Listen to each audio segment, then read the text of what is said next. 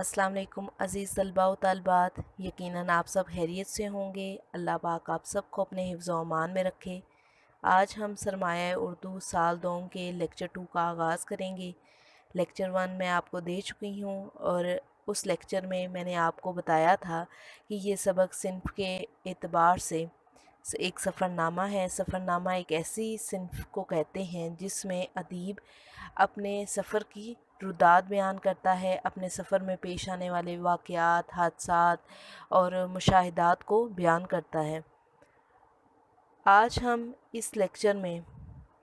जो बकिया हिस्सा रह गया था इस सबक का, उसको ज़ेर बहस लाएंगे और उसको समझने की कोशिश करेंगे। लेक्चर 1 में मैंने आपको बताया था कि बेगम अख्तर याज़ुद्दीन के शोहर चूँकि सरकारी ऑफ़िसर थे और सरकारी कामों के सिलसिले में उन्हें मुफ्ती ममालिक जाना पड़ता था, और ऐसे में बेगम अख्तर याज़ुद्दीन को भी अपने शोहर के साथ मुफ्ती ममालिक जाने का मौका मिला। तो बहुत से सफ़र ऐसे थे जो बेगम अख्तर याज़ुद्दीन ने शौकिया किए और बहुत से सफ़र ऐसे भी थे जो उन्हें मजबूरन करना पड़ते थे। ऐसे ही एक सफ़र हवाई का भी था। आपके शोहर हवाई स्कॉलरशिप के सिलसिले में गए हुए थे, वहाँ पे पढ़ रहे थे और बेगम अख्तर याज़ुद्दीन को अपने शोहर के पास हवाई जाना था, जबकि आपके शोहर आपसे 3 माह पहले ही हवाई जा चुके थे। हवाई के सफ़र के लिए आपने BOAC एयरलाइन का इंतखाब किया, जो कि अपनी कुछ चीज़ों की वजह से काफ़ी बदनाम भी है, जैसा कि वो हमेशा अपने वक्त से अपनी फ़्लाइट से 24 घंटे लेट ही होती है। लेकिन इसके बावजूद भी आपने इसी एयरलाइन का इंतखाब किया क्योंकि इसकी नशिस्त आरामदेह होती है और उसका अमला तमीज़दार होता है। जब आपने अपने सफ़र का आगाज़ किया तो सबसे पहले आपने कलकत्ते में क़याम किया। कलकत्ता बेगम अख्तर याज़ुद्दीन का जाए पैदाइश है। और इसके बाद आपने हांगकांग में क़याम किया। हांगकांग के बाद आपने टोक्यो में, और टोक्यो से आप आखिरकार होनोलुलु एयरपोर्ट पर जाकर उतरी। एयरपोर्ट पर उतरने के बाद आप क्या देखती हैं कि वहाँ पर आपके शोहर आपको लेने के लिए अभी तक नहीं पहुँचे। परेशानी में आपके में परेशानी में मज़ीद इजाफ़ा हुआ और ऐसे में आपने उनकी यूनिवर्सिटी फ़ोन किया और उन्होंने कहा कि ईस्ट वेस्ट सेंटर से पता करें। तो ऐसे में आपने एक टैक्सी बुक करवाई और उनके हॉस्टल जा पहुंची। जब तक आप उनके हॉस्टल पहुंचती हैं तो रात के 12 बज चुके होते हैं और वहाँ पर भी उनके शोहर मौजूद नहीं होते। आपकी परेशानी और गुस्से में मज़ीद इजाफ़ा होता है और ऐसे में ही एक कार लड़कियों से भरी हुई और पीछे एक कार कुछ नौजवान लड़कों से भरी हुई, और उनके साथ आपके शोहर रियाज साहब भी मुस्कुराते हुए आ रहे होते हैं। बेगम अख्तर याज़ुद्दीन काफ़ी गुस्से का इजहार करती हैं, तो इसके जवाब में वो नौजवान लड़कियां उन्हें समझाती हैं कि दरअसल आपकी तार के समझने में थोड़ी सी गलती हो गई थी कि जापान और हवाई का वक्त में फ़र्क है। हवाई जापान के वक्त से 24 घंटे पीछे है, इसलिए हमें वक्त के समझने में थोड़ी गलती हो गई थी और गलतफ़हमी का शिकार हो गए थे। तो ऐसे में बेगम अख्तर याज़ुद्दीन जल कर कहती हैं कि असल गलती तो हमारी शादी के वक्त में हो गई थी। इसके बाद वो इस मामले को यहीं पे रफ़ा दफ़ा करते हैं, टैक्सी वाले को रवाना करते हैं और ख़ुद अपने घर की तरफ रवाना होते हैं। और आज का लेक्चर पैराग्राफ नंबर 3 से शुरू होगा, जो कि शुरू होता है कि मुझे घर देखने का शौक़ लेकिन रियाज साहब टालते जाएं। तो इस पैराग्राफ में हमें बेगम अख्तर याज़ुद्दीन बताती हैं कि जब उन्होंने टैक्सी वाले को रवाना कर दिया और ख़ुद अपने घर की तरफ रवाना हुए, तो मुझे घर देखने का शौक़ था और रियाज साहब टालते जाएं कि सुबह देख लेना, अभी बत्ती ना जलाओ। लेकिन इस बात के पीछे जो वजह थी वो उस वक्त मुझे समझ आई जब मैंने देखा कि पूरा घर जो है वो गंद से भरा पड़ा है। हर तरफ कूड़ा और गर्दो गुबार ही गर्दो गुबार है। हर दराज में मैले मोज़े और रुमाल और थिएटर सिनेमा फ्लोर शो की पर्चियाँ पड़ी हुई हैं। और किचन का हाल देखती हूँ तो वहाँ पे 5 दिन से बर्तन बगैर धुले पड़े हुए हैं। मियाँ बजाय के बर्तन धोने के नए बर्तन निकाल लेते हैं। तो यहाँ पर वो मर्दों की जो नफ्सियात है उससे मुतल्लिक बता रही हैं कि मर्द आम तौर पर घर के कामों में दिलचस्पी नहीं लेते, تو وہ کام سے بچنے کے لیے، گھریلو کاموں سے بچنے کے لیے اور برتن دھونے سے بچنے کے لیے اور رومال اور اپنے کپڑے دھونے سے بچنے کے لیے وہ نئے برتن، نئے رومال، نئے موزے لے آتے تھے اور وہ استعمال کرنے لگ جاتے تھے، اور اس طرح گھر میں درجنوں موزے، رومال جو ہیں وہ دھونے کے لیے پڑے ہوئے تھے۔ بہرحال رات کے 2 بج چکے تھے اور گھر میں ادھم مچ رہا تھا، تو اتنے میں ہمسائے نے گرجدار آواز میں ہمیں خاموش ہونے کی تنبیہ کی، اور ہم خاموش ہو بھی گئے۔ اور ہم خاموش کیوں نہ ہوتے کہ ہمارا ہمسایہ جو تھا وہ کوئی معمولی انسان نہیں تھا، بلکہ وہ ہوائی کا مشہور پہلوان اور ہیوی ویٹ چیمپئن تھا، تو ہمیں خاموش ہونا ہی تھا۔ 2 منٹ کے اندر اندر سب لڑکے لڑکیاں غائب ہو گئے اور ہم تھکے ہارے سو گئے۔ جب صبح آنکھ کھلی تو شوہر دفتر جا چکے تھے۔ میں نے پہلی دفعہ زندگی میں ناشتہ خود بنایا۔ بیگم اختر ریاض الدین کی اس بات کا یہ مطلب ہے کہ ظاہر ہے وہ ایک سرکاری آفیسر کی بیوی تھی، تو گھر میں درجنوں ملازمین تھے، تو کبھی انہیں کھانا بنانے کا موقع نہیں ملا۔ تو جب وہ ہوائی جاتی ہیں تو ظاہر ہے آپ نے سنا ہوگا، دیکھا ہوگا کہ بیرون ملک زیادہ لوگ اپنا کام خود ہی کرتے ہیں، تو ایسے میں انہیں کھانا خود بنانا پڑا، اور انہیں پھر کھانا بناتے ہوئے آٹے دال کا بھاؤ بھی معلوم ہوا، تمام اونچ نیچ کا پتہ بھی لگا کہ کیا کیا مشکلات بندے کو دیکھنی پڑتی ہیں۔ تو ایسے میں انہوں نے اپنی بیٹی کے ساتھ مل کر پورے گھر کی صفائی کی، اور پھر دن کا کھانا قریبی ہوٹل میں جا کر کھایا۔ رات کو بھی انہوں نے کچھ نہ پکایا کیونکہ وہ پورا دن گھر کی صفائی کر کر کے تھک چکی تھی،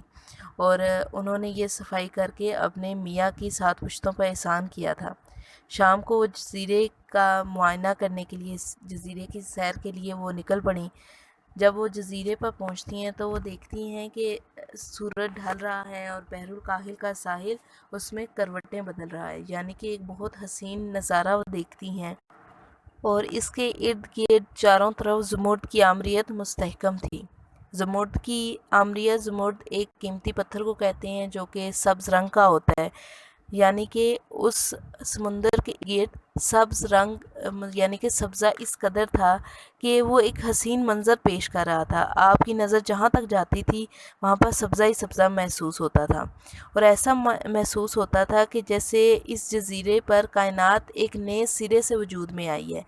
جیسے کہ ظاہر ہے یہ چیز ایسے ممکن نہیں ہو سکتی، یہ کائنات تو کتنے سالوں سے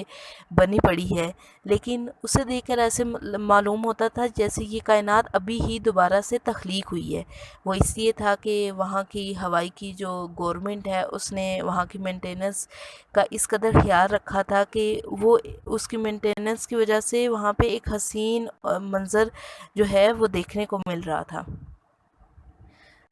اور اس چھوٹے سے رقمے میں ہمیں فطرت کا ہر رنگ، ہر انگ نظر آتا تھا۔ بیگم اختر ریاض الدین کہتی ہیں کہ یہاں کا جو پانی ہے وہ جنوبی یورپ کے آبی کناروں سے زیادہ نیلا اور چمکیلا ہے، یعنی کہ وہ بہت زیادہ شفاف ہے اور اس کا نیلا پن بہت زیادہ ہے، اور دوپہر کے وقت اگر آپ اس پانی کو دیکھیں تو آپ کی آنکھیں چندیا جاتی ہیں، آپ کی آنکھیں حیران ہو جاتی ہیں۔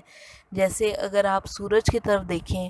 تو آپ کی آنکھیں سورج کی روشنی کی تاب نہیں لا سکتی، اسی طرح آپ جب دوپہر کے وقت اس پانی کو دیکھیں گے تو آپ کی آنکھیں اس پانی کو دیکھ نہیں سکتی، اس میں اس قدر چمک ہوتی ہے۔ اور میں نے یہ وجدانی حسن، یہ قدرتی حسن زندگی میں پہلی دفعہ دیکھا تھا، اور میں نے اس طرح اتنے قدرتی حسن میں ڈوبے ہوئے ساحل بہت کم دیکھے ہیں۔ اور اس جزیرے کے ارد گرد موجود جو پہاڑ ہیں وہ اس جزیرے کو مزید خوبصورتی بخش رہے ہیں۔ کچھ پہاڑ جو ہیں وہ صرف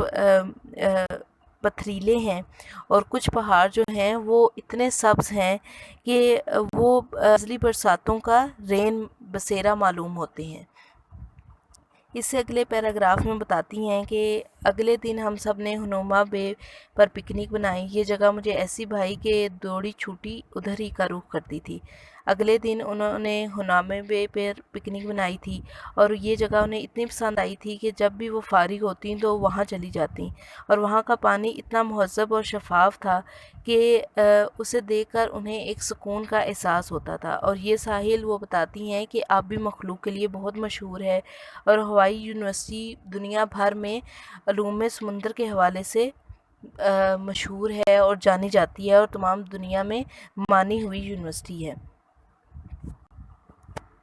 اگلے پیراگراف میں وہ یہ ہمیں بتاتی ہیں، غرض یہ کہ اول تو قدرت نے اپنے حسن کے لنگر یہاں جاری کر دیے تھے کہ جہاں تک قدرت کی بات ہے تو قدرت نے بھی جہاں تک ممکن تھا یہاں پر قدرتی مناظر کو بہت زیادہ افراد میں یہاں پر جاری کر دیا تھا، اور جو کچھ کمی تھی وہ انسان نے پوری کر دی تھی۔ اسی شام ہم نے اپنے گھر کا سارا سودا لینے جانا تھا، اور ہم نے گھر کا سودا لینے کے لیے سپر مارکیٹ گئے۔ بہت سے صاحبان اس ادارے کو جانتے ہیں، لیکن بہت سی میری ہم وطن بہنیں اس کے متعلق جاننا چاہیں گی۔ بیگم اختر ریاض الدین کہہ رہی ہیں، ظاہر ہے بیگم اختر ریاض الدین نے جب یہ سفر نامہ لکھا تو اس دور میں پاکستان میں سپر مارکیٹ نہیں تھی۔ میں نے آپ کو پہلے لیکچر میں بتایا تھا کہ یہ 1900 میں لکھا ہوا سفر نامہ ہے، تو ظاہر ہے اس وقت پاکستان میں کوئی سپر مارکیٹ کا تصور موجود نہیں تھا، اور امریکہ جسے ترقی یافتہ ملک کہا جاتا ہے، اور انہی مغربی ممالک کی وجہ سے ہی یہاں پر پاکستان میں بھی آج سپر مارکیٹ کا تصور جو ہے وہ آیا ہے۔ تو بیگم اختر ریاض الدین نے اس دور میں جب امریکہ کا دورہ کیا، وہاں پر جب وہ گئیں، وہاں کا سفر کیا، تو انہوں نے وہاں پر سپر مارکیٹ دیکھی، اور انہوں نے اپنے سفر نامے میں بھی اس سپر مارکیٹ کا ذکر کیا۔ تو امریکہ کی اس سپر مارکیٹ کے حوالے سے وہ کہتی ہیں کہ امریکہ کی یہ سپر مارکیٹ امریکی سرمایہ داری کا مکمل مظاہرہ کرتی ہے، اور ہمیں امریکہ کے جو طرز حیات ہے، یہاں کے لوگوں کا جو رہن سہن کا طریقہ کار ہے، اس کا بھی اظہار کرتی ہیں۔ جب ہم یہ سپر مارکیٹ دیکھتے ہیں تو ہم یہ دیکھتے ہیں کہ امریکہ جو ہے وہ کس قدر امیر ملک ہے کہ اسے دیکھ کر ہمیں ایشیا اور افریقہ کی بھوک اور قحط بھول جاتا ہے۔ تو وہ ہمیں بتاتی ہیں کہ یہ سپر مارکیٹ اس قدر وسیع ہے، اس قدر بڑی ہے کہ گویا یہ 10 بازاروں کا مہاگرو معلوم ہے، یعنی کہ اگر پاکستان کے جو 10 بازار ہیں انہیں ملایا جائے تو یہ سپر مارکیٹ ان سے بھی بڑی معلوم ہوتی ہے۔ ایسا لگتا ہے جیسے کہ ان سب بازاروں میں جتنا بھی سامان ہے یہ سپر مارکیٹ کے ایک کونے میں سما جائے گا۔ آپ جب بھی اس سپر مارکیٹ میں داخل ہوں تو آپ فوراً 4 پہیوں والی ٹرالی لیں اور ہفتے 2 ہفتے کا راشن اس میں ڈالتی جائیں، اور جب خود چلتے چلتے تھک جائیں تو اس میں بیٹھ جائیں اور کسی اور کو کہیں کہ آپ کو کھینچے۔ یہ ایسی بات ہے جو میں نے خود ایجاد کی ہے، ورنہ در حقیقت سپر مارکیٹ شیطان کی ایک ایسی آند ہے کہ دل چاہتا ہے کہ خود ٹرالی میں لٹک جائیں۔ اس ادارے کی افراد دیکھ کر انسان ایشیا افریقہ کے بھوک اور قحط بھول جاتا ہے کہ اس سپر مارکیٹ میں اس قدر چیزوں کی زیادتی ہے کہ آپ وہاں جا کر یہ بھول جاتے ہیں کہ دنیا کے کسی خطے میں غربت یا قحط بھی پایا جاتا ہے، قحط سالی بھی پائی جاتی ہے۔ اس جگہ جا کر آپ بلا ارادہ و بلا ضرورت خریداری کرنے پڑتے ہیں۔ ہر شے کی 50 قسمیں ہیں اور ہر قسم چھت تک چنی ہوئی ہے، اور ہر دوسرے قدم پر سیل لکھا ہوا ہے، اگر نقد نہیں ہے تو ادھار لے لیجئے۔ یعنی کہ آپ جب اس سپر مارکیٹ میں جاتے ہیں تو سب سے پہلے آپ یہ دیکھتے ہیں کہ ہر چیز کی 50 قسمیں ہیں، یعنی کہ ایک چیز ایک ہے لیکن اس کے 50 برانڈز ہیں، مختلف کمپنیاں ہیں جو ایک ہی چیز بنا رہی ہیں، اور ہر کمپنی کی وہ چیز چھت تک چنی ہوئی ہے، چھت تک اس کو رکھا گیا ہے، اور ہر دوسرے قدم پر سیل لکھا ہوا ہے، یعنی کہ یہ بتایا گیا ہے کہ جو لینے والے گاہک ہیں یا کسٹمر ہیں انہیں اتنی رعایت دی جا رہی ہے، اور اگر آپ کے پاس اس وقت پیسے نہیں ہیں تو آپ ادھار لے جائیں چیزیں۔ سپر مارکیٹ میں جا کر عورتوں کی آنکھیں اور بٹوے کھل جاتے ہیں۔ میں نے پہلے ہی پہلے ہی دفعہ $32 کی کھانے پینے کی چیزیں لے لیں۔ کار بھر گئی۔ اس مارکیٹ میں الگ نرسری بھی ہوتی ہے۔ نرسری ایسی جگہ کو کہتے ہیں جہاں پہ بچوں کی دیکھ بھال کی جاتی ہے، ان کی تربیت کی جاتی ہے۔ یہاں پر عورتیں پیسے دے کر، ظاہر ہے ایک فیس ہوتی ہے جو وہ لیتے ہیں، وہ دے کر اپنے بچوں کو وہاں پہ چھوڑ دیتی ہیں اور خود اطمینان سے جا کر سپر مارکیٹ میں شاپنگ کرتی ہیں۔ بیگم اختر ریاض الدین بتاتی ہیں کہ یہ پیراگراف نمبر 5 ہے کہ میاں نے ان کے پیچھے گھر کا بہت سا سامان لے لیا تھا جو کہ سیکنڈ ہینڈ تھا، جس میں کار، ٹیلی ویژن، صوفہ، گراموفون، ٹیپ ریکارڈر اور باقی ہلکی کرسیاں وغیرہ شامل ہیں۔ پہلے تو وہ حیران ہوئیں کہ میاں میں اتنا سلیقہ کہاں سے آ گیا، لیکن پھر انہیں پتہ چلا یہ سب ایک دکان کے توسل سے ہوا ہے کہ جو کہ غریبوں، مفلوجوں، یتیموں کے لیے چلائی گئی تھی۔ اس لیے میاں نے خیرات کے جذبے میں آ کر گھر کے لیے فرنیچر خرید لیا تھا۔ میاں نے جو کار لی تھی وہ 1857 کا ماڈل تھا۔ جب وہ چلتی تھی تو دنیا دیکھتی تھی اور جب وہ رکتی تھی تو دنیا شکر کرتی تھی۔ اس کے باوجود جو ہے آپ نے اس کار میں بہت سا سفر کیا اور اس کار نے آپ کو کبھی بھی دھوکہ نہیں دیا، جبکہ جب وہ چلتی تھی تو اس کے اندر سے اتنے عجیب و غریب پٹاخے نکلتے تھے کہ آپ حیران ہو جاتے تھے اور پریشان ہو جاتے تھے۔ آپ نے ہوائی جاتے ہی کام بانٹ لیے تھے۔ آپ نے کہا کہ کھانا میں بناؤں گی اور بیٹی صفائی کرے گی، میاں بولے ہم ڈرائیوری کریں گے۔ تو میں وہاں پہ لاجواب ہوگی کہ یہ کام ان کے میاں ہی کر سکتے ہیں، کیونکہ اگر میں باہر ملک میں اگر کار چلاؤں گی تو کم از کم وہ کار ایسی تو ہو جو کہ جانی پہچانی ہو۔ یہ جو کار میرے میاں نے لی ہے، اس کم بخت کے تو گیئر کدھر اور بریک کدھر ہے، بالکل بے سر و پا ہے، یعنی کہ کچھ سمجھ نہیں آتا کہ اس کا گیئر کہاں ہے اور اس کا انجن کہاں پہ ہے۔ لیکن شاباش ہے اس کار کو کہ ہزاروں میل سیریں کی، لیکن اس نے ایک دفعہ بھی دھوکہ نہیں دیا۔ پرانا ٹیلی ویژن بھی کچھ ایسا برا نہ تھا، 2 دھپ لگاؤ یا گرم کمبل ڈالو تو اس کے کالے سفید ترمرے ناچنے بند ہو جاتے تھے، پھر گھنٹوں سے ہی چلتا رہتا تھا جب تک چینل نہ بدلو۔ یعنی کہ ٹیلی ویژن کی بھی کچھ ایسی ہی حالت تھی کہ اگر اسے 2-3 تھپڑ لگاؤ یا اس کے اوپر گرم کمبل ڈال دو تو اس کے اندر جو لکیریں آ رہی ہوتی تھیں وہ آنا بند ہو جاتی تھیں اور ٹیلی ویژن صحیح چلتا رہتا تھا۔ اور اگر آپ درمیان میں چینل تبدیل کرتے ہیں تو دوبارہ وہی صورتحال ہو جاتی تھی اور پھر آپ کو وہی فارمولہ دوبارہ کرنا پڑتا تھا، یعنی دوبارہ اسے تھپڑ لگانے پڑتے تھے، گرم کمبل ڈالنا پڑتا تھا اور دوبارہ ٹیلی ویژن چلنے لگ جاتا تھا۔ تو اب بیگم اختر ریاض الدین کہتی ہیں یہ تو میری ہوائی کی ازدواجی زندگی کا رخ تھا، یعنی کہ جو میری ہوائی میں گھریلو زندگی تھی اس سب کی داستان تھی، اور اب تک جو ہے ایک گھریلو ماں بیوی بو رہی تھی۔ لیکن اب وہ بتاتی ہیں کہ یہ گھریلو ماں بیوی جو ہے وہ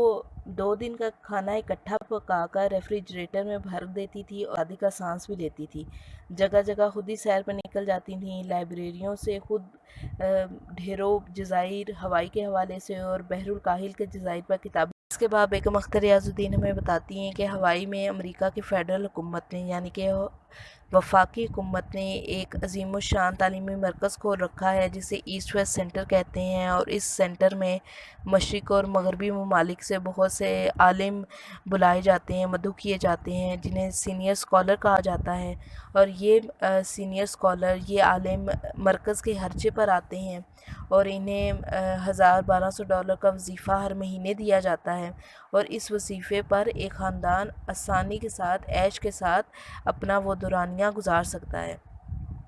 10 مہینے یا سال کا کورس ہوتا ہے اور اس دوران اسکالر جو چاہے مرضی کرے، اس کی مرضی ہے تو پڑھے، اس کی مرضی ہے تو ریسرچ کرے، تاثرات قلم بند کرے، کوئی پابندی نہیں ہے، کوئی امتحان نہیں ہے، کوئی کلاس نہیں ہے، کوئی وقت نہیں ہے۔ اور طلباء کے لیے سب سے دلچسپ معلومات ہے کہ امریکہ میں ایک ایسا ادارہ پایا جاتا ہے جہاں پر طلباء پر کسی قسم کی کوئی پابندی نہیں ہوتی، کوئی امتحان نہیں ہوتا، کوئی کلاس نہیں ہوتی، کوئی وقت نہیں ہوتا، چاہے جو مرضی آپ کریں۔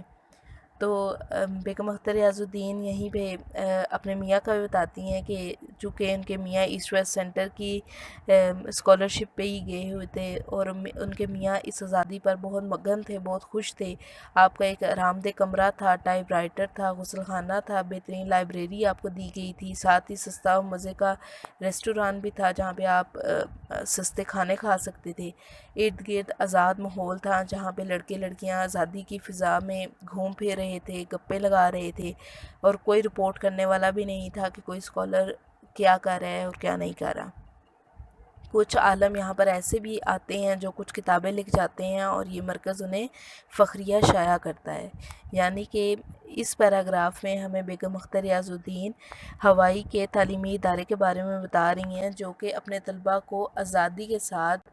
پڑھنے کے لیے پڑھنے کی دعوت دیتا ہے اور تعلیم کے ایک نئے رجحان کو متعارف کراتا ہے۔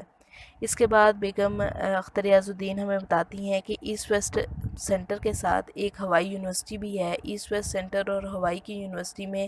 یوں تو دیکھا جائے تو زمینی فاصلے کے حوالے سے تو وہ دونوں آپس میں بہت قریب ہیں، ایک دوسرے کے بہت قریب ہیں،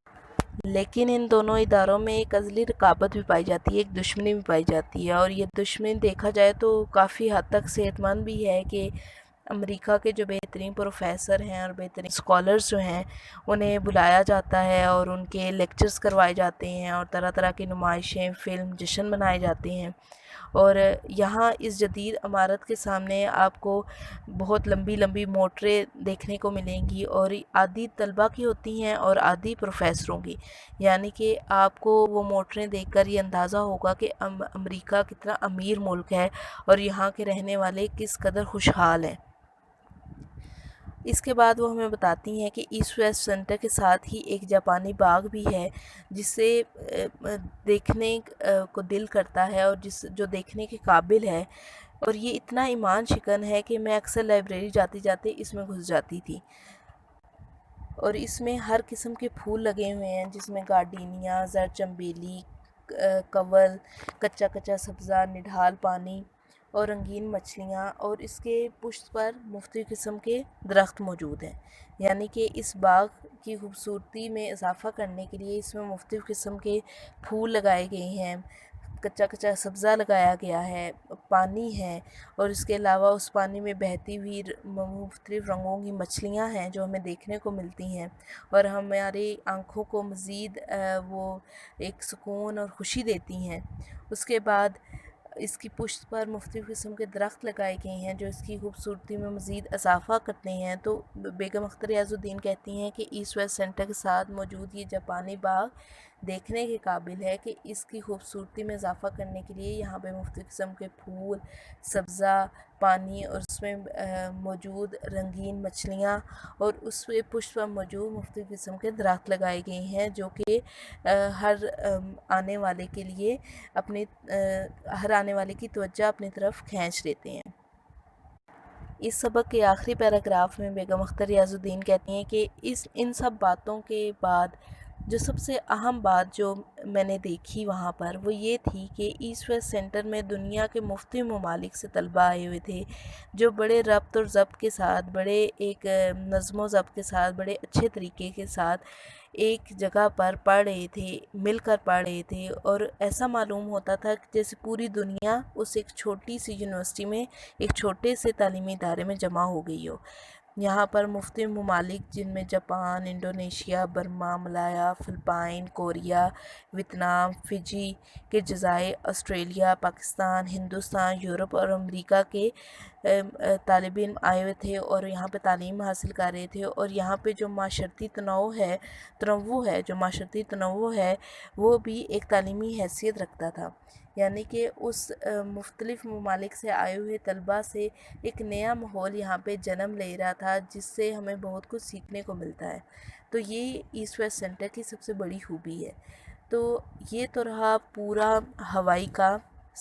جو سفر تھا، بیگم اختر ریاض الدین کا جو ہوائی کا سفر تھا اس سے متعلق بات چیت۔ بیگم اختر ریاض الدین نے اپنے اس پورے سفر نامے میں، ہوائی کے اس سفر نامے میں ہمیں ہوائی کی جو لوگ ہیں ان کا جو رہن سہن ہے،